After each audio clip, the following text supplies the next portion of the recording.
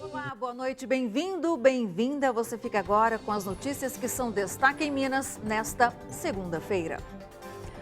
Motoristas fazem protesto na capital contra o projeto de lei que regulamenta o serviço de transporte por aplicativo na cidade. Homem é preso ao tentar arremessar drogas e celulares para dentro do presídio Dutra Ladeira, em Ribeirão das Neves, na região metropolitana. E os preparativos de Brasil e Argentina para o clássico de amanhã, aqui em Belo Horizonte. Não se esqueça, estamos transmitindo nosso jornal também ao vivo pelo Facebook, na página da TV Band Minas.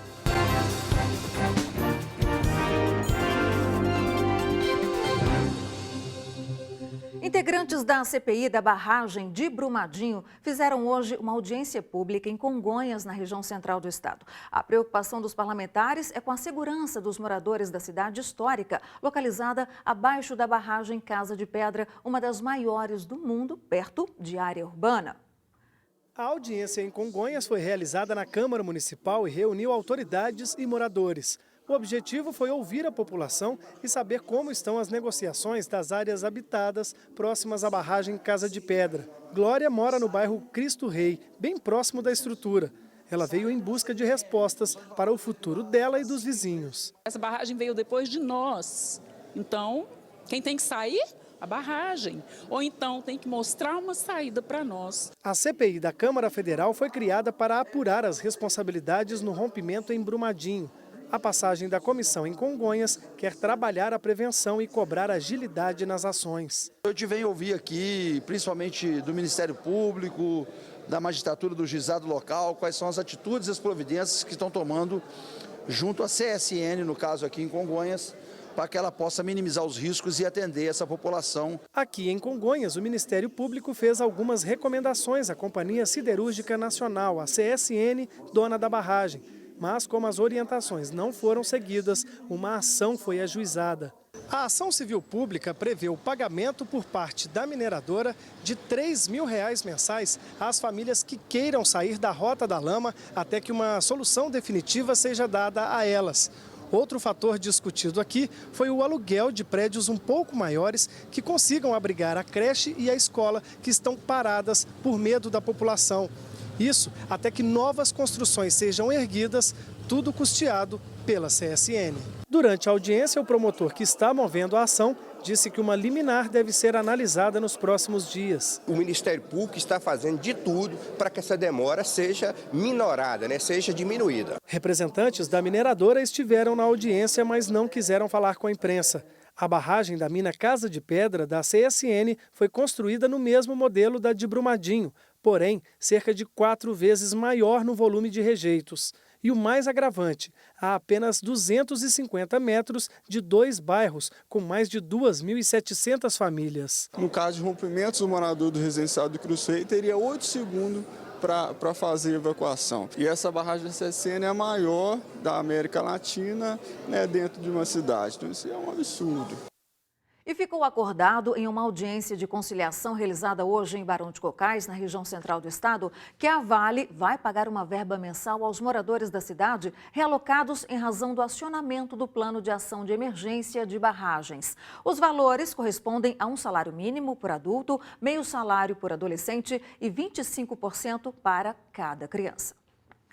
A quadrilha que atacou um banco na cidade de Uberaba, no Triângulo Mineiro, e que fez reféns para tentar escapar da polícia, pode ter tirado o dinheiro da cidade por meio de uma aeronave. Essa informação é confirmada por um dos delegados que comanda a investigação. O crime ocorreu na última quinta-feira. 10 criminosos foram presos e cerca de 15 conseguiram escapar. Usados pela quadrilha foram encontrados nesse canavial às margens da BR-262, a cerca de 10 quilômetros de onde os criminosos foram presos e estão sendo periciados. São exames que demoram um pouco e ao longo dessa semana serão feitas todas elas. Após os ataques em Uberaba, eles fugiram nesses carros e caminhonetes que foram flagrados por câmeras de segurança, levando o dinheiro e nenhuma quantia até agora foi recuperada. A Polícia Civil continua a investigação e não descarta a possibilidade do dinheiro que foi roubado em Uberaba ter saído da cidade a bordo de uma aeronave. No dia dos fatos, houve relatos de pessoas que ouviram barulho de aeronave voando próximo ao local. No entanto, os órgãos oficiais não confirmam se houve aeronave ou não no local naquele momento. Mas as investigações continuam para identificar se realmente houve uma aeronave no local ou descartar essa possibilidade. Parte da quadrilha foi até a área rural, rendeu os moradores de uma fazenda que foram feitos reféns. Houve confronto e troca de tiros com a PM e após cerca de 2 horas de negociação, acompanhado com exclusividade pela nossa equipe, os bandidos se entregaram. Armas e grande quantidade de munições foram apreendidas com a quadrilha. Eles tiveram as prisões confirmadas na delegacia e estão reclusos na penitenciária em Uberaba. 2 pessoas morreram e 3 ficaram feridas em um tiroteio na noite passada em Vespasiano, na região metropolitana da capital. De acordo com a PM, a confusão ocorreu após uma festa junina, quando 2 homens teriam se desentendido por causa da música. Os feridos foram encaminhados para o Hospital Risoleta Neves. Ninguém foi preso até o momento e um revólver foi apreendido. Assaltantes provocam uma batida contra outro carro para roubar cerca de R$60 mil, que seriam usados para pagar professores que atuaram na aplicação de provas de concurso público. A imagem da câmera de segurança mostra a ação dos bandidos. O veículo também foi roubado e os ocupantes saíram correndo do local. O crime aconteceu em Santa Luzia, na Grande BH, ontem à tarde e até o momento nenhum suspeito foi preso. 4 pessoas morreram em uma batida de frente entre carro e caminhão na manhã desse domingo, na BR-352, na cidade de Tupaciguara, no Triângulo Mineiro. O Corpo de Bombeiros acredita que as vítimas, todas estavam no carro, não usavam cinto de segurança. Veja agora outras notícias que marcaram o fim de semana. 4 homens foram presos e 192 quilos de maconha apreendidos dentro de um carro nesse domingo em Paracatu, no noroeste de Minas. A droga foi encontrada após os agentes desconfiarem do grupo e fazerem uma abordagem. O cantor de funk paulista MC Kevin, de 21 anos, foi preso em um hotel de Belo Horizonte no final de semana por uso de drogas. Um funcionário sentiu o cheiro e chamou a polícia. Um amigo do funkeiro também foi preso. O artista postou um vídeo gravado dentro da viatura. MC Kevin participou na capital de um festival de funk. Ele foi liberado após assinar compromisso de se apresentar em nova data à Justiça de Minas e poderá cumprir pena alternativa. Um galpão que armazenava resíduos hospitalares pegou fogo na noite de ontem em Montes Claros, no norte de Minas. Parte da estrutura e maquinário foram atingidos, mas ninguém se feriu. O local estava em dia com a documentação de segurança. As causas estão sendo investigadas. 10 cidades mineiras registraram manifestações nesse domingo a favor da Operação Lava Jato e do ministro Sérgio Moro. Em BH, segundo a organização do evento, 40 mil pessoas se reuniram na Praça da Liberdade. A PM não confirmou o número de manifestantes. Um homem foi preso ao tentar arremessar drogas e celulares para dentro do presídio Dutra Ladeira, em Ribeirão das Neves, na região metropolitana. Com o suspeito, Matheus Felipe Silvério da Costa, foram apreendidos 12 aparelhos celulares, 19 carregadores, 16 fones de ouvido e outros objetos. A Polícia Civil investiga o caso. Motoristas de aplicativos fizeram um protesto hoje aqui na capital. Os trabalhadores são contra o projeto de lei da Prefeitura que regulamenta a prestação de serviços de transporte por meio de aplicativos, que prevê que todos os carros sejam do tipo sedã, com motor acima de 85 cavalos e com capacidade máxima para 4 passageiros. A votação em segundo turno na Câmara Municipal está prevista para os próximos dias.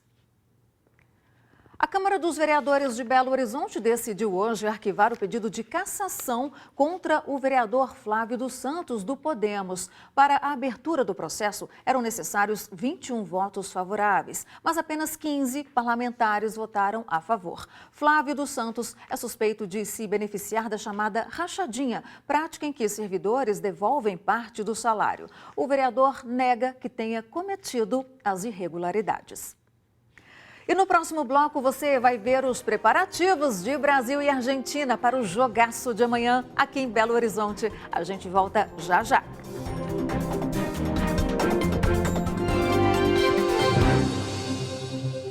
Polícia Federal indiciou hoje assessores do ministro do Turismo e também candidaturas laranja. A gente acompanha esse assunto de perto, traz os detalhes para você. Essas laranjas seriam usadas aqui em Minas Gerais, as candidatas laranja. Bom, foram todos indiciados pelos crimes de falsidade ideológica eleitoral, emprego ilícito do fundo eleitoral e associação criminosa. Na tarde de hoje, o juiz Renan Chaves Machado, da 26ª Zona Eleitoral de Minas Gerais, determinou a soltura dos 3 assessores que estavam em prisão temporária. Eles foram presos na última quinta-feira durante a operação da Polícia Federal que investiga irregularidades nas campanhas do partido aqui em Minas. O juiz Renan Chaves Machado, da 26ª Zona Eleitoral de Minas Gerais, determinou a soltura dos 3 que estavam em prisão temporária. O magistrado poderia ter optado por prorrogar o prazo da prisão, mas, de acordo com a assessoria do Tribunal Regional Eleitoral, os objetivos da prisão temporária foram alcançados, já que foram prestados os esclarecimentos necessários à Polícia Federal.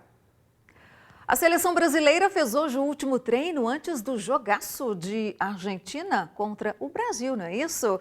O time entrou quase todo completo em campo. A única ausência foi Fernandinho, que deve ser desfalque. Richarlison se representou ontem e hoje treinou com bola. Felipe Luiz também treinou com bola, mas é grande, né, a dúvida em relação a ele para a partida. O treino ocorreu em clima de descontração, com brincadeiras entre os jogadores.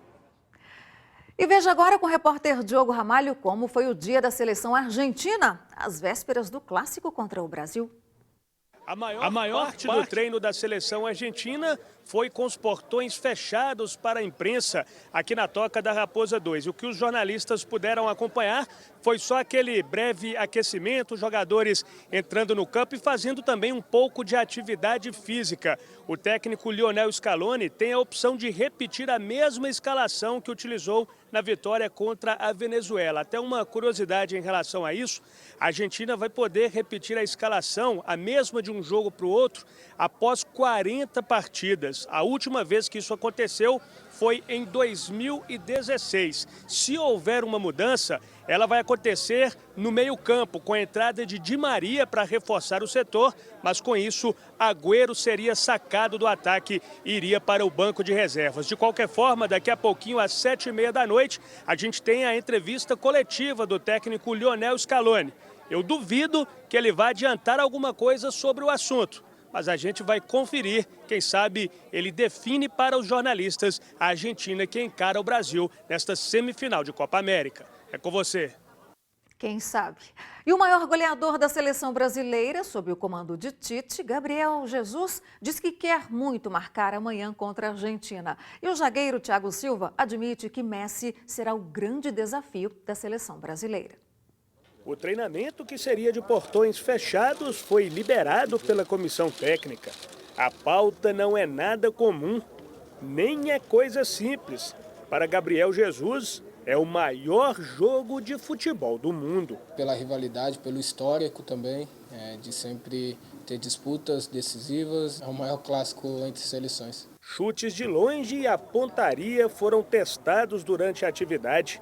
Gabriel Jesus é o artilheiro da seleção brasileira na era Tite com 16 gols, mas segue com o estigma de não marcar em Copas. Passou em branco na Copa da Rússia e já caminhamos para a semifinal da Copa América sem gol do nosso centroavante. Quero fazer gol, não só em Copas, como todos os jogos que eu jogo. Não fui feliz na Copa do Mundo. Não marquei ainda na Copa América. Muitas seleções, muitos times se preocupam mais de defender do que atacar, então isso complica um pouco. Você pegar seleções ou times que fica com os 10 atrás da linha, às vezes 10 marcando dentro da área, é difícil, é complicado entrar. A defesa é o setor mais elogiado do time de Tite. Para Thiago Silva, o momento de maior solidez. A grande hora de confirmar isso chegou. Agora é contra o maior rival, que tem um dos melhores jogadores de todos os tempos, Lionel Messi.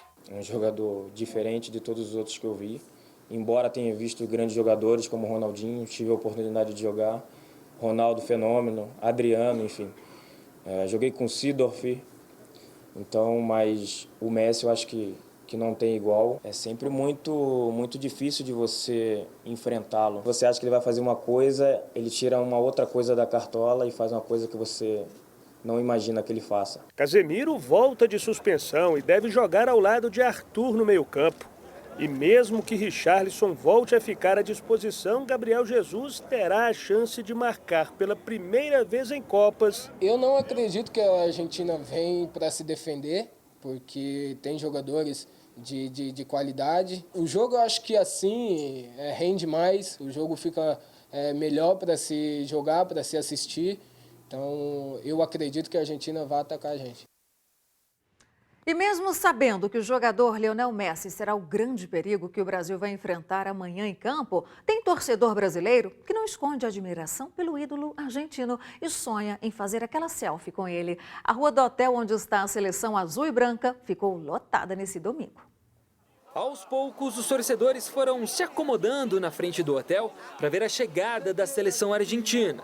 Mas, sem nenhuma surpresa, tinha um nome que era unanimidade. Eu quero ver o Messi. Tenho muita vontade de ver o Messi de perto. Eu estou esperando a seleção da Argentina para ver o Messi.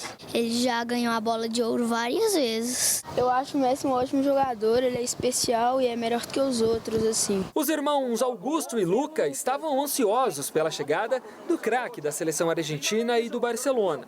E a torcida por aqui vai ficar dividida amanhã. Pro Brasil. Pro Brasil? E por que essa aqui para ver o Messi, então?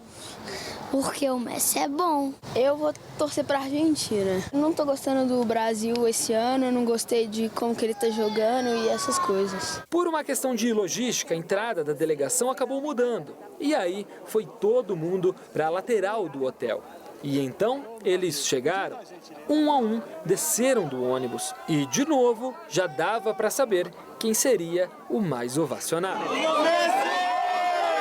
Não teve nem um tchauzinho pra galera, mas quem tava na expectativa não ficou decepcionado. Foi rápido, porque a gente chegou um pouco atrasado, mas deu pra ver eles. A gente tava muito longe, então não deu pra pedir autógrafo, não. Mas valeu a pena? Valeu.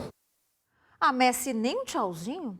Bom, na partida de amanhã contra a Argentina, a seleção brasileira terá que enfrentar o páreo duro, que é Lionel Messi, no jogo considerado um dos clássicos mais difíceis do futebol mundial. Mas terá um desafio, tá? Espantar a lembrança daquele 7-1 para a Alemanha na Copa de 2014. A emoção nos olhos do garoto João Luiz mostra o carinho com os jogadores brasileiros em Belo Horizonte.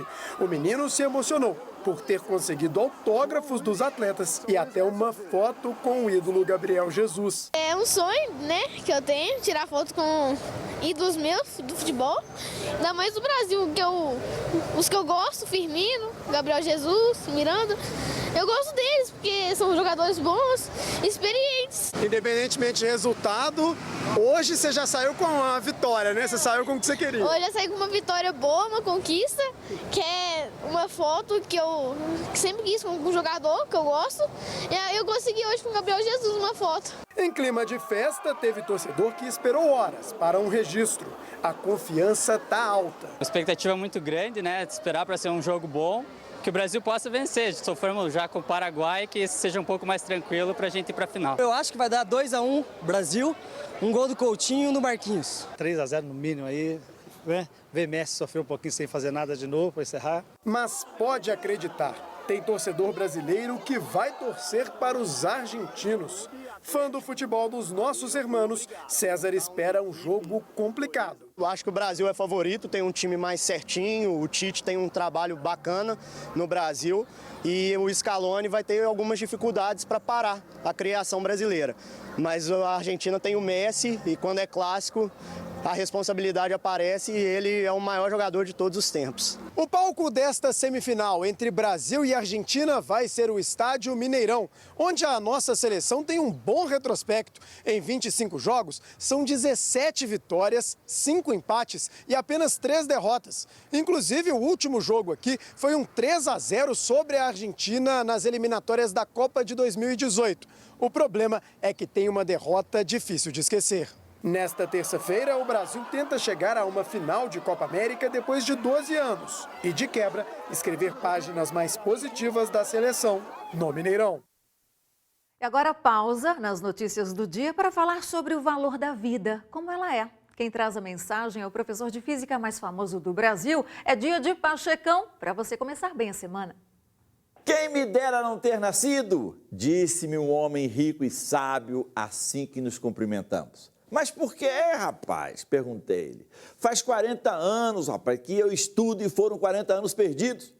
Sou feito de matéria, penso e nunca pude saber o que é que produz o pensamento. Nasci, vivo no tempo e não sei o que é o tempo. Encontro-me num ponto no meio de duas eternidades e não tenho a mínima ideia do que seja eternidade. Só sei que nada sei. Meus queridos, o estado desse excelente homem me causou verdadeira compaixão. E depois, rapaz, fui conversar com uma velha senhora, pobre, analfabeta, uma perfeita ignorante, que encontrei logo a seguir. Perguntei-lhe se alguma vez havia ficado aflita por querer saber como era a sua alma. Ela não entendeu a minha pergunta. Jamais em sua vida refletira sobre um só dos pontos que atormentavam o sábio rico. Se ela conseguisse comer o suficiente para viver, ter uma cama para dormir e água para beber, considerava-se a mais feliz das mulheres. Impressionado com a felicidade daquela pobre criatura, voltei ao sábio rico. Rapaz, você não tem vergonha de ser tão infeliz quando aquela senhora que nada sabe, nada tem e vive feliz? Tens razão, respondeu-me. 1000 vezes eu disse a mim mesmo que seria feliz se fosse tão ignorante como ela é. Contudo, não desejaria tal felicidade. Consultei minha consciência e vi que, na verdade, também não desejaria ser feliz sob a condição de ser ignorante. Consultei todos os meus amigos e conhecidos e também desconhecidos. E até hoje não encontrei ninguém que aceitasse se tornar ignorante para se sentir contente. Daí concluí que se damos muito valor à felicidade, damos mais ainda ao conhecimento e à razão. É lindo, irmão. Esse é o ser humano. Falou legal? É isso aí. Bye, bye. E depois do intervalo, a bactéria causadora da febre amarela encontrada na Lagoa da Pampulha e também na cidade administrativa, sede do governo do estado. A gente volta em instantes. Até já.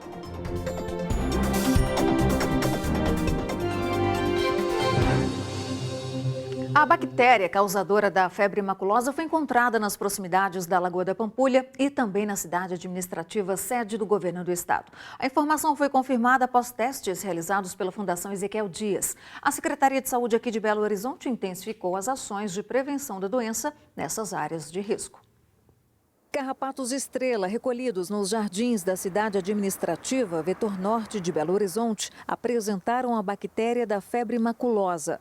A área está sujeita à aparição de carrapatos e capivaras e, por isso, segundo a prefeitura, existem placas no gramado alertando para a presença de ambos. A bactéria que causa a febre maculosa foi detectada também aqui, Lagoa da Pampulha, um dos pontos turísticos mais frequentados da capital mineira, o que acende um alerta e também reforça o monitoramento em regiões como esta. Equipes vão 3 vezes ao ano, um calendário já definido, e faz essa coleta desses carrapatos, tanto para a identificação da espécie, quantificação e também para a pesquisa da bactéria no carrapato. Pelo ponto turístico passa quem teme e também quem não tem medo do carrapato. Desde que eu me entendo por gente, eu caminho aqui. Se eu for deixar de ir para a rua por causa de um carrapato, eu vou ficar dentro de casa. Eu também não tenho medo, não. Tá? Eu sempre caminho aqui, nunca tive problemas, sempre trago o cachorro também. É um risco para a gente, para a população, mas nós não podemos abrir mão dessa área aqui. Este médico veterinário explica que o animal hospedeiro não transmite a doença.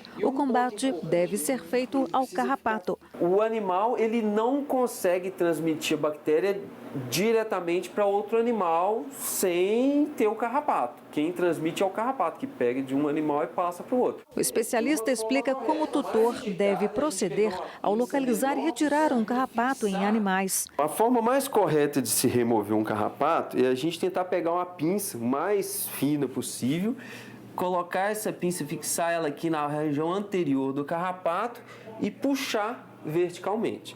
Por que isso? Para a gente, primeiro, evitar de pegar nessa região aqui, que é a região do corpo carrapato, que ali está repleto de sangue, se ele estiver infectado, vai ter bactéria também. Sobre a presença dos carrapatos que causam doenças que podem levar até a morte, como a febre maculosa, o governo do estado afirma, por meio de nota, que usa a sinalização como medida preventiva e que tem acompanhado e buscado soluções para o problema em parceria com os órgãos competentes.